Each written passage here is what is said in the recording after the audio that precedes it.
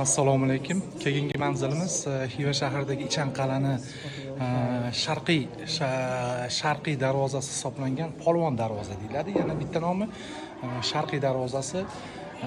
Bu darvozaning juda bir ajoyibligi shundaki, boshqa darvozalardan farqi shundaki, bu asosan shu bojxonachilar va shunaqa nima deydi, shaharga kirishda asosan savdogarlar uchun mo'ljallangan darvoza hisoblanadi. Endi bu yerda bitta bir alohida tomoni bor.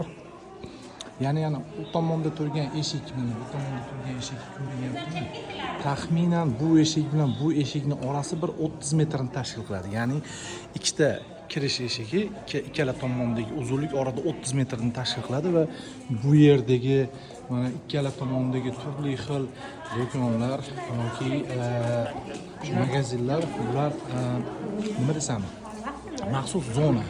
Ya'ni hozirgi tilda aytganda duty free zonasi bo'lgan, ya'ni soliqni kamroq to'laydigan va ba'zi bir rivoyatlarga ko'ra va ba'zi bir taxmin, ba'zi bir faktlarga ko'ra bu joy qul savdogarlar uchun bozor ham hisoblangan. Ya'ni qul savdosi bilan shug'ullanadigan odamlar shu joylarda turib savdo qilishgan degan gaplar ham bor.